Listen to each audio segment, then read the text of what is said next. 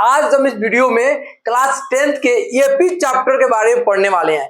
मैं आपको सबसे पहले बता दूं कि ये चैप्टर इतना इजी है कि अगर आप पूरा वीडियो देख लेते हो, मैं जितने पार्ट बनाऊंगा आपको किसी भी क्वेश्चन में कहीं परेशानी होने वाला नहीं है। तो सबसे पहले मैं पार्ट 1 आज बना रहा हूं और इसमें आपको एक एक क्वेश्चन जो बेसिक क्वेश्चन होता है, बेसिक कंसेप्ट होता है, वो मैं आपको बताऊंगा। तो सबसे पहले एपी क्या होता है उसके बारे में बताऊंगा। एपी क्या होता है, एक एक क्वेश्चन में मतलब बताऊंगा मैं इसमें क्या होता है। तो एपी का मतलब होता है, देखो इससे ये कितना डिफरेंस है, 3 का डिफरेंस है। यहाँ पे कितना का है, 3 का है। यहाँ पे कितना है, 3 का है। यहाँ पे कितना है, 3 का है। जब भी इस सीरीज में क्वेश्चन जो रहेगा, वो जब भी सीरीज में सबका डिफरेंस सेम होता है, वो होता है आर इन एपी, वो एपी में है। डिफरेंस सेम नहीं होगा, वो एपी में नहीं है। चैप्टर का नाम ही है समांतर श्रेणी अर्थमेटिक प्रोग्रेशन। इसके अंदर यह हुआ कि समांतर सम अंतर, इनका अंतर क्या होगा, समान होता है आपका। तो देखो जब भी आपको निकालोगे इसमें, तो पहले तो क्वेश्चन आपको देखो एपी आइडेंटिफाई करो है या नहीं है। तो डिफरेंस सेम आ रहा है तो ये आपका क्या होगा, एपी में होगा। डिफरेंस सेम नहीं होगा तो एपी में नहीं होगा। एक और देख लो, अगर आपको यहाँ पे दिया होगा, मान लो ये 10 हो गया, ये 15 हो गया, ये 20 हो गया और ये 40 हो गया, बताओ एपी में है या नहीं है। देखो डिफरेंस चेक करो, इनका डिफरेंस कितना है, 5 का है। इनका डिफरेंस भी 5 का है। इनका कितना है, 20 का है। तो इन दोनों का डिफरेंस तो सेम आया, लेकिन इनका डिफरेंस सेम नहीं आया, अलग है, तो ये एपी में नहीं है। तो एपी को हम कैसे पहचान सकते हैं, जब उनका अंतर डिफरेंस सेम होता है तो क्या होता है, एपी में होता है। तो कुछ टर्म है उसके बारे में बता दूं। ए को बोलते हैं फर्स्ट टर्म, प्रथम पद बोलते हैं। जो पहले वाला टर्म होता है वो आपका ए होता है। एन होता है नंबर ऑफ टर्म, ये जितना लिखते हो ये क्या होता है, नंबर ऑफ टर्म होता है। ये बताओ 1 2 3 4 5 कितना बार, 5 बार। तो इसमें एन की वैल्यू कितना हो गया, 5 हो गया। डी होता है कॉमन डिफरेंस, देखो सबका डिफरेंस कितना हो रहा है, डिफरेंस कितना 3 आ रहा है, तो डी आपका डी हो गया, सर्व अंतर, ठीक है ना। एन होता है लास्ट टर्म, जो सबसे लास्ट में जो लिखा हूं ये 19 19, ये आपका क्या होता है, एन लास्ट टर्म बोलते हैं या एनएस टर्म, अंतिम पद या एनवा पद बोलते हैं, ठीक है ना। ये आपका हो गया बेसिक, किसको किससे रिप्रेजेंट करते हैं, ये वाला आपका हो गया। कुछ अलग से है वो बताऊंगा मैं आपको।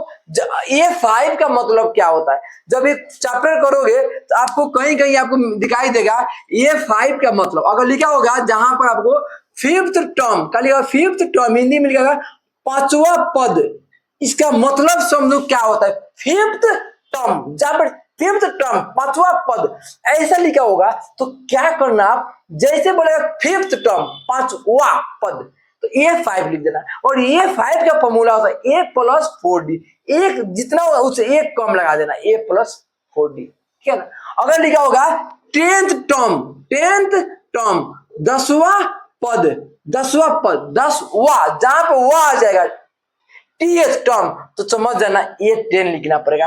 ये 10 होगा तो फॉर्मूला क्या होगा, ए प्लस एक कम कर देना 9डी होगा। जहां लिखा होगा 20 टर्म 20वां पद, तो ये 20 लिख देना। और ये 20 का फॉर्मूला क्या होता है, ए प्लस 19डी। जहां लिखा होगा 50वां पद, तो ये 50 लिखना, फॉर्मूला क्या होगा, ए प्लस एक कम कर देना 49डी।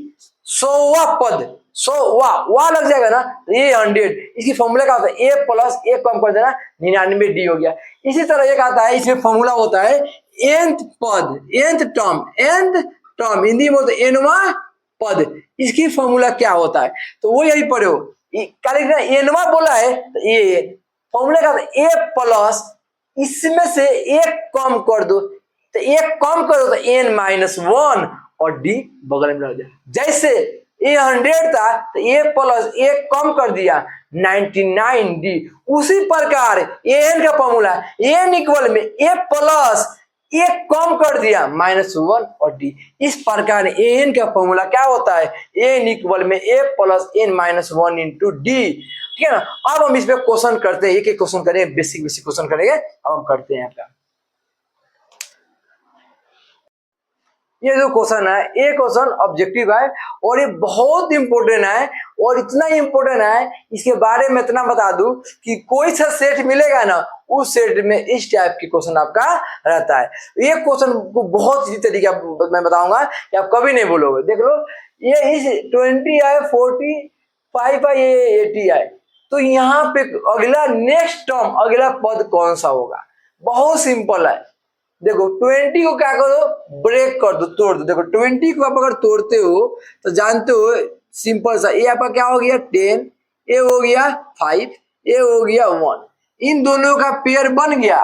पेयर बन गया तो 2 के बदले में एक 2 बाहर हो गया और आपका क्या हो गया इसका पेयर नहीं बना है तो 5 क्या होगा अंदर होगा। इसका हो गया। यहाँ पर इसको देख लो 45 को तोड़ो तो ये 3 से करोगे तो ये आपका जाएगा 15 टाइम्स फिर 3 से करोगे तो 5 से करोगे 1 इन दोनों का पेयर क्या हो गया बन गया। इसका पेयर नहीं जिसका पेयर बन गया वो क्या हो गया बाहर आ गया वो क्या हो रहेगा बाहर आ गया। इसका पेयर नहीं बना है ये क्या होगा ये अंदर रहेगा। ठीक है उसी प्रकार आप इसका भी कर दो 80 का भी कर दो 2 से करोगे 40 फिर 2 से करोगे आपका कितना हो गया 20 2 से करोगे आपका 10 फिर 2 से करोगे 5 से करोगे 1। देखो इसका पेयर बन गया दोनों का तो एक 2 बाहर फिर इन दोनों का पेयर बन गया तो एक 2 बाहर। इसका पेयर नहीं बना है ये अंदर ही में रहेगा। ये कितना हो गया 2 2 जा 4 रूट कितना हो गया 5। जब इसको अगला टर्म लिखोगे इसको तोड़ने पे कितना आया था 2 रूट 5 आया था। इसको तोड़ने पे कितना आया था 3 रूट 5 आया था। इसको तोड़ने पे कितना आया था 4 रूट 5 आया था। तो अगला टर्म क्या है 2 एक रूट 5 तो आएगा ही रूट 5 तो आएगा ही ये 2 3 4 तो अगला क्या आएगा 5 रूट 5। ये जिस तरफ बढ़ रहा है ये 2 से 3 से 4 अगला क्या हो जाएगा 5 रूट 5। लेकिन ऑप्शन में ऐसा नहीं दिया होगा ऑप्शन में कुछ और दिया होगा। फिर बोलोगे करे तो करे कैसे। ऑप्शन में क्या होता है कि ये बाहर ना इसको अंदर भेज देता है तो ये 5 रूट 5 को अगर आगे करोगे तो एक रूट 5 तो पहले से है अंदर में। जब ये रूट 5 इस 5 को अंदर भेजोगे तो अकेले नहीं जाएगा। अभी देखो पेयर बनने पे एक बाहर आया था जब बार वाले नंबर को अंदर भेजोगे तो अकेले नहीं ये जाएगा तो पेयर में जाएगा 5 मल्टीप्लाई 5 जाएगा। अकेले कभी भी मत करना। ये 5 है इसको अब अंदर भेजना है तो क्या करना पड़ेगा जब इसको अंदर में लिखोगे इसको 2 बार लिखोगे तब तुम्हारा सही जाएगा। 2 बार के पेयर में क्या एक बाहर आ गया और एक अंदर सेम का सेम रह गया। ठीक है ना। तो ये आपको ऑप्शन में इस टाइप का नहीं दिया होगा। अब इन तीनों को मल्टीप्लाई करोगे तो आपका आएगा रूट अंडर 125। ऑप्शन में आपका 125 दिया होगा ऑप्शन में उसी पे क्या आपको टिक लगाना पड़ेगा। तो क्या मैं बोला हूं जब भी बाहर होगा बाहर वाले नंबर को अंदर भेजना होगा तो आप क्या करोगे बाहर वाले नंबर को अंदर भेजने के लिए इसको 2 बार अंदर मल्टीप्लाई करना पड़ेगा तब आपका आंसर आएगा। ये आपका एक सबसे इजी क्वेश्चन ये आपका क्या हो गया में आपको बोला है एक बार क्वेश्चन पढ़ लो।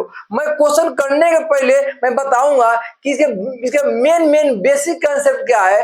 तो देखना जिस क्वेश्चन में which term what term how many term whose term जहां पर वर्ड आ जाएगा तो बच्चे को ये नहीं मालूम होता है कि करना क्या है। जहां पे अगर आपको इस टाइप के कोई भी वर्ड लिखा रहेगा एपी चैप्टर में तो समझ जाना कि एन की वैल्यू फाइंड करना होता है। हिंदी में कौन सा पद कितना पद किसका पद कैसा पद जैसे ये वाला वर्ड आएगा आपको क्वेश्चन करोगे तो उस क्वेश्चन में आपको बस क्या निकालना होगा एन की वैल्यू फाइंड करना होगा। तो सबसे क्वेश्चन नंबर फर्स्ट मैं इस पे देखता हूं कि एक बार आप क्वेश्चन देख लो इसमें क्या क्वेश्चन पढ़ लो क्वेश्चन में आपका क्या निकालना है तो एन की वैल्यू निकालना है। तो ये क्वेश्चन करने के पहले देख लो जो पहले वाला होता है ये होता है फर्स्ट टर्म तो ए की जो वैल्यू है वो क्या हो गई आपका 3 हो गया। डी कैसे निकालते हम लोग इसमें से इसको माइनस कर दो a2 माइनस a1 तो डी की वैल्यू क्या हो गया 5। जो सबसे लास्ट में होता है उसको बोलते हैं अंतिम पद यानी लास्ट टर्म कितना दिया हुआ 88 तो ये तुम्हारा क्या हो गया एन हो गया 88 हो गया। ये आपका डाटा लिख दिया। इस टाइप के क्वेश्चन करने के पहले सबसे पहले आपको डाटा बनाओ क्या दिया हुआ है और क्या फाइंड करना है आपको। ठीक है उसके बाद आपको देखो क्या फाइंड करना है, इसमें एन की वैल्यू फाइंड करना है। तो एन इक्वल में क्या होगी आपका वाट, तो लिखना है यहाँ पे एन की वैल्यू आपको कितना दिया हुआ है, देखो यहाँ पे 88, तो एन की वैल्यू कितना हो गया 88 हो गया। फॉर्मूला क्या होता है एन का, ए प्लस एन माइनस 1 इंटू में डी इक्वल में क्या हो गया 88। ए की वैल्यू बताओ कितना गिवन है 3 है, 3 लिख दिया, प्लस एन माइनस 1 डी कितना है 5 है, तो यहाँ पे हो गया आपका 588, प्लस जाकर क्या हो गया माइनस, तो एन माइनस 1 और ये हो गया 588 और माइनस का क्या हो गया 3 हो गया, एन माइनस 1 5, इसको माइनस करोगे तो आपका क्या आएगा 85 हो गया। ये इंटू में आए तो डिवाइड में जाएगा, एन माइनस 1 85 बाई क्या हो गया 5, और इसको डिवाइड करोगे तो 17 5 जा 85 होता है, तो ये आपका हो गया 17 हो गया, और माइनस जाकर प्लस, तो एन माइनस 1 इक्वल में आपका हो गया 17 और ये माइनस जाकर क्या हो जाएगा प्लस, तो एन की वैल्यू क्या हो गया 18, ये आपका क्या हो गया आंसर आ गया 18 टर्म आंसर आ गया आपका।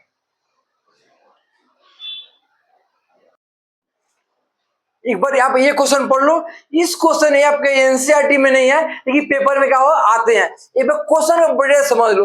क्या बोला है, मिडल टर्म मध्य पद ज्ञात करना है। इसका मतलब हुआ कि आप 6 से लेकर 216 तक लिखते हो तो बीच में कौन सा पद आएगा वो बताओ कौन सा आएगा, वो लिखना पड़ेगा। तो बताओ यहां तक लिखने में बहुत टाइम लगेगा, फिर ढूंढना पड़ेगा कि बीच में कौन आ रहा है। तो इसके लिए एक फॉर्मूला होता है, बहुत इजी होता है, उसमें मैं बताऊंगा, ठीक है ना। सबसे पहले आपको बेसिक जो एन की वैल्यू निकालना वो फाइंड कर दो। ए की वैल्यू क्या होगी आपका 6 हो गया। आपका एन जो सबसे लास्ट में होता है वो होता है लास्ट टर्म, उसको एन से रिप्रेजेंट करते हैं, ए हो गया 216 हो गया। डी की वैल्यू कैसे निकालते हैं हम लोग, नेक्स्ट टर्म में से इस टर्म को माइनस करो, 13 माइनस 6, डी की वैल्यू क्या आपका हो गया 7 आ गया। जो सिंपल कंसेप्ट होता है वो लगाओ। एन की वैल्यू क्या दिया हुआ है 216, एन का फॉर्मूला क्या होता है ए प्लस एन माइनस 1 इंटू में डी इक्वल में 216, ए कितना है 6, एन माइनस 1 और डी कितना आपका देखो डी 7 इक्वल में 216, ये प्लस 6 जाए क्या हो गया माइनस, तो एन माइनस 1 7 और कितना हो गया 210, क्यों कि ये 216 है, ये जाकर 6 का हो गया माइनस हो गया, आपका हो गया। ये इंटू में है तो डिवाइड में आएगा, तो एन माइनस 1 210, ये जाकर 7 क्या हो गया डिवाइड में, डिवाइड करो तो कट जाएगा, इससे कैंसिल कितना हो गया 3 और ये 0, तो क्या हो गया एन माइनस 1 इक्वल में 30, ये माइनस जाए क्या हो गया प्लस, 30 प्लस 1 एन इक्वल में क्या हो गया 31 हो गया, एन की वैल्यू निकल गया। और मिडल टर्म की जो होता है वो अप्लाई कर दो। मिडल टर्म का होता है एन प्लस 1/2 वे पद, इंग्लिश में लिख देना टीएच टर्म, इंग्लिश में लिख देना TH term, N plus 1/2 TH term लिख देना, ठीक है। एन की वैल्यू कितना आया है 31, तो यहां लिख देना 31 प्लस 1/2 वे पद लिख दिया। 31 और ये कितना हो गया 32, तो 32/2 वे पद, अब इसको कट रहा है तो काट दिया 16 आ गया, 16वें पद, इंग्लिश में हुए 16th टर्म हो गया। अब 16वें पद की फॉर्मूला क्या होता है, तो बताया था A16 होता है, A16 से लिखते हैं 16वें पद को, और A16 की फॉर्मूला क्या होता है तो बोलना A प्लस 15D, ये होता है। ए के वैल्यू कितना दिया हुआ है देख लो, ए के वैल्यू 6 है, 6 15, डी की वैल्यू कितना है आपका देख लो 7 है, तो 7 लिख दिया। 6 मल्टीप्लाई करोगे तो 15 को 7 से मल्टीप्लाई करोगे तो आएगा 105, इनको प्लस करोगे तो आपका आएगा 111, तो इसके यहां से लेकर यहां तक लिखोगे तो बीच में जो टर्म आएगा वो कौन सा आएगा, 111 टर्म आएगा। और ये क्वेश्चन आपका क्या हो गया, मिडिल टर्म का हो गया। फिर अब करते हैं नेगेटिव टर्म, और ये क्वेश्चन आपका मिडिल टर्म का क्वेश्चन हो गया।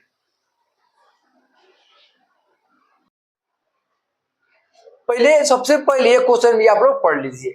क्वेश्चन में बोला हुआ है कि अगर इस स्टेप से जाते हो तो सबसे पहले वाला जो नेगेटिव टर्म होगा वो कौन से नंबर पर आएगा। सही से मैं एग्जांपल में बताऊंगा तो बहुत बढ़िया समझ में आ जाएगा। सिंपल देख लो, ये मान लो 10 हो गया, ये 7 हो गया, ये 4 हो गया। अगर इसी स्टेप से हम जाएंगे तो देखो ये कितना हो जाएगा, कितना कम हो रहा है, 3 कम हुआ। ये भी कितना कम हुआ, 3। फिर से 3 कम करोगे कितना आएगा, 1। फिर से 3 कम करोगे कितना आएगा, -2। जो नेगेटिव वाला पहला नेगेटिव टर्म किस नंबर पे आया, first, second, third, fourth, fifth. कौन से नंबर पे आया, 5th नंबर पे आया।